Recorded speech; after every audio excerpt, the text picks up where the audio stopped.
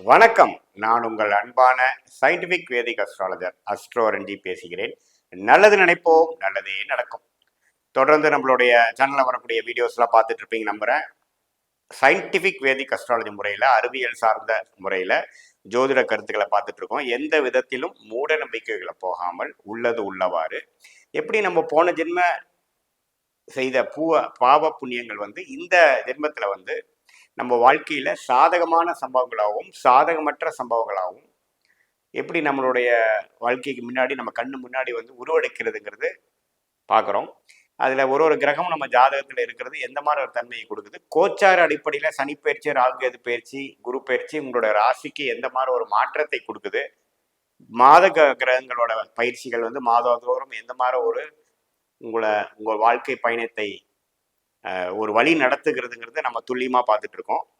அந்த அடிப்படையில் இந்த வீடியோவில் பார்த்தீங்கன்னா துலாம் ராசிக்கு டிசம்பர் 2024 ஆண்டின் இறுதியான மாதமான 31 நாட்கள் நிறைந்த டிசம்பர் மாதம் எத்தகைய ஒரு பலாபலன்கள் நிறைந்த ஒரு மாதமாக துலாம் ராசிக்காரர்கள் இருக்க போகிறதுங்கிறது நம்ம பார்க்க போகிறோம். அதற்கு முன்னாடி ஃபர்ஸ்ட் டைம் வரவங்க மறக்காமல் சப்ஸ்கிரைப் பட்டன் கிளிக் பண்ணுங்கள். ஸோ தட் தொடர்ந்து நம்மளோட வீடியோஸ் உங்களை அடையும்.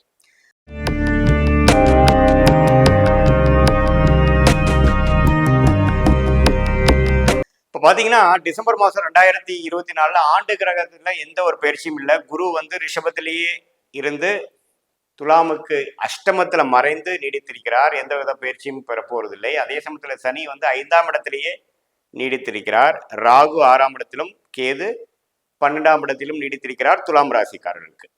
சரி, அப்படி இருக்கக்கூடிய அமைப்புல துலாம் ராசியின் அதிபதியாகிய ராசி அதிபதி சுக்கிரன் எப்படி இருக்கிறான்னு பாத்தீங்கன்னா 2ஆம் இடம் என்று சொல்லப்படுகிற விருச்சிகத்துல முதல் 3 நாள் மட்டும் டிசம்பர்ல இருந்துட்டு அதுக்கப்புறம் விருச்சிகத்திலிருந்து தனுஷுக்கு மாறுறார்.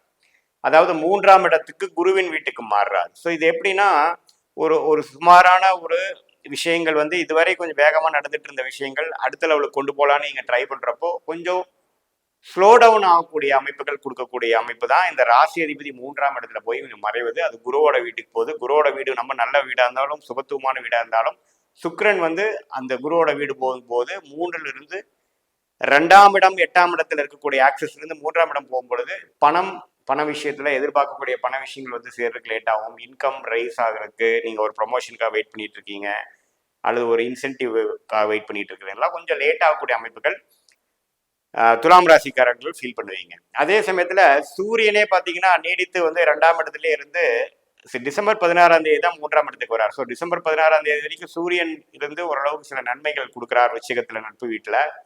அதே சமயத்துல புதன் நல்ல யோகமான கிரகமாகிய துலாம் ராசிக்கு யோகத்தை கொடுக்கக்கூடிய தர்மகர்பாதி யோகத்தை பெறக்கூடிய அந்த புதன் பார்த்தீங்கன்னா சுக்கிரனுடைய 2ஆம் இடத்துல இருக்கிறார். ஸோ நவம்பர் வரைக்கும் இருந்தா, அதே சமயத்தில் டிசம்பர்லயும் இருக்கிறார். 90 நாட்கள் புதன் வக்ர ரீதியாகவும் நேர்கதியாகவும் விருச்சிகத்திலேயே இருக்கக்கூடிய அமைப்புகள் வருகிறது.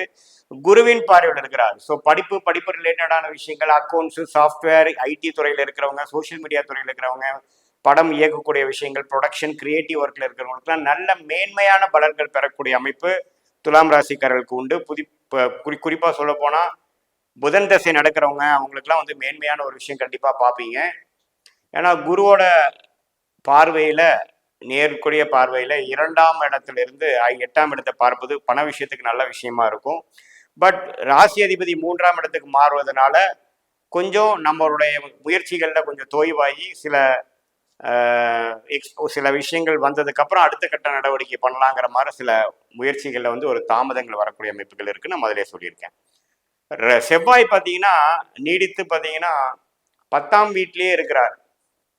நீச்சமாக இருந்தாலும் பரவாயில்லை, 10ஆம் இடத்துல இருக்கிறது சிறப்பு. ஸோ கொஞ்சம் முயற்சிகள் எடுக்கிறது, சில உத்வேகமான சில வேலைகள் செய்யக்கூடியது, தொழில் விஷயத்தில் முயற்சி எடுக்கிறது, வேலையில் இருக்கிறவங்க பார்த்தீங்கன்னா ஒரு அடுத்த லெவல் ஆஃப் ஒரு ப்ரொமோஷனோ இதுக்கோ போருக்கு கொஞ்சம் உத்வேகமாக உழைக்கிறது, அது மாதிரி சில விஷயங்கள்லாம் நீடித்து கொடுக்கக்கூடிய அமைப்புகள் இருக்குது. செவ்வாய் பார்த்தீங்கன்னா கடகத்திலே நீடித்து டிசம்பர் மாதம் முழுவதும் இருக்கிறார். ஸோ துலாம் ராசிக்கு பார்த்தீங்கன்னா நல்ல அமைப்பு தான். ஏன்னா ராஜோகாதிபதி விருச்சிகத்திலே 2ஆம் இடத்திலே இருந்து சுக்கிரனோட சேர்ந்து சுக்கிரன் 3 நாளுக்கு அப்புறம் மாறுறது பார்த்தீங்கன்னா கொஞ்சம் நவம்பர் மாதம் இருந்த கேஷ் ஃப்ளோ கொஞ்சம் டிஸ்கண்டினியூ, கொஞ்சம் ஒரு ஸ்லோனஸ் ஆகி அதுக்கப்புறம் தான் ஜனவரி மாதம் வரக்கூடிய அமைப்புகள் உண்டு.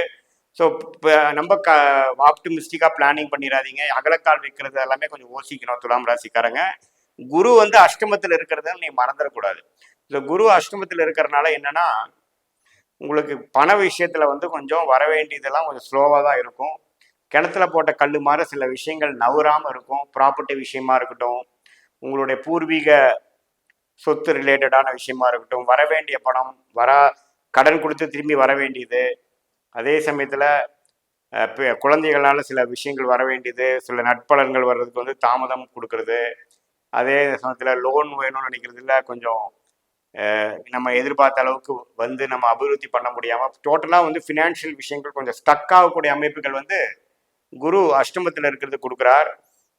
ஸோ அதனால என்னதான் இந்த புதன் வந்து 2ஆம் இடத்துல ராஜயோகாதிபதி இருந்தாலும் அந்த அஷ்டமத்தில் இருக்கக்கூடிய குரு நான் ஏப்ரல் 2025 அப்புறம் மாறுக்கு அப்புறம் தான் இன்னுமே கொஞ்சம் வேகமான விஷயத்துக்குள்ள போவீங்க. அது வரைக்கும் பார்த்தீங்கன்னா இந்த டிசம்பர் மாதம் கொஞ்சம் ஒரு ஒரு அமைதியான, அதிக ரிஸ்க் எடுக்க முடியாத, வேண்டாத ஒரு மாதமாக தான் நீங்கள் எடுத்துக்கணும். மாணவர்களுக்கு வந்து நல்லா படிக்கக்கூடிய அமைப்பு, அந்த ஆஃப் இயர்லி எக்ஸாம் வரக்கூடிய அமைப்பில் வந்து ஓரளவுக்கு நல்லாவே கான்சென்ட்ரேட் பண்ணி படிக்கக்கூடியது, அவங்களுக்கு வந்து ஒரு தீர்க்கமான ஒரு கான்ஃபிடன்ஸ் வருது. ஃபியூச்சரில் அடுத்த கோர்ஸ் என்ன படிக்கலாம், ஹையர் ஸ்டடிஸ் என்ன படிக்கலாங்கிறதுக்கெல்லாம் ஒரு கிளாரிட்டி கிடைக்கக்கூடிய ஒரு மாதமாகவும் துலாம் ராசிக்காரர்களுக்கு இருக்க போகிறது.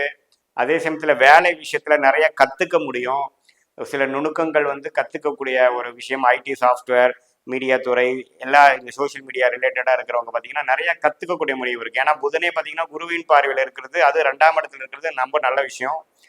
ஸோ பேச்சு திறமை அதிகமாகவும், கம்யூனிகேஷன் ஸ்கில் அதிகமாகவும், சில விஷயங்கள் எப்படி நம்ம வந்து ஒரு சாதுரியமாக செய்து நம்ம முடிக்கணுங்கிறது நமக்கு தெரியக்கூடிய அமைப்பு குருவின் பார்வை கண்டிப்பாக கொடுக்கும்.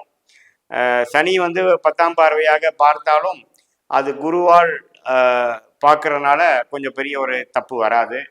ஸோ 29ஆம் தேதிக்கு அப்புறம் சுக்கிரனே பார்த்தீங்கன்னா மகர ராசிக்கு போகிறதுனால அடுத்த போகிறது 2025 டிசம்பர் மாதத்துலேருந்து உங்களுக்கு 2025 ஜனவரி மாதத்துலேருந்தே இன்னும் முன்னேற்றங்கள் வரக்கூடியதுங்கிறது. கடைசி மாதத்தின் இறுதி 29ஆம் தேதியே பார்த்தீங்கன்னா டிசம்பர் 24 சுக்கிரன் வந்து 4ஆம் இடத்துல போய் நல்ல நட்பு வீட்டில் மகரத்தில் இருக்கிறது ஒரு அருமையான அமைப்பு.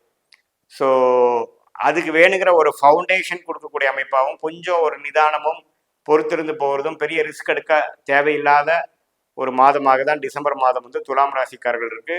மற்றபடி பார்த்தீங்கன்னா இல்லத்தரசிகளுக்கு அவங்களுக்கு செய்ய வேண்டிய சில விஷயங்கள், அவங்களுக்கு வர வேண்டிய சில வசதி, அவங்களுடைய வீட்டில் இருக்கக்கூடிய வசதிப்படுத்தக்கூடிய சில விஷயங்கள் வாங்குறது, அது மாதிரி விஷயங்களை கொஞ்சம் பண்ணிக்கலாம்.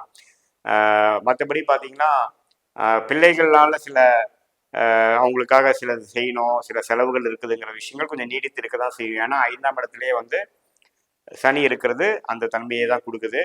வெளிநாடு போகக்கூடியது, வெளிநாடு எக்ஸ்பெக்ட் பண்ணுறவங்க, போகிறவங்க, விசா எதிர்பார்க்குறவங்க, ஒரு ட்ராவல் போயிட்டு வரவங்களுக்கு நல்ல வாய்ப்புகள் உண்டு.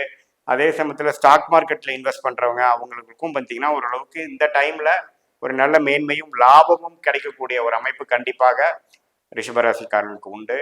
இது வந்து ஒரு பொதுவான பலன்களை தவிர உங்களுடைய ஜென்ம ஜாதகத்தில் ஒரு கிரகம் எப்படி இருக்கிறது, இப்போ என்ன தசா புக்திகள் நடக்கிறது, அந்த தசநாதன் புக்திநாதன் வந்து இப்போ கோச்சாரத்தில் எப்படி இருக்கிறாருங்கிறத பொறுத்து நம்ம ஒரு துல்லியமான பலன்கள் ஷார்ட் டேர்ம் லாங் டேர்முக்கு வந்து கண்டிப்பாக நம்ம எடுக்கலாம்.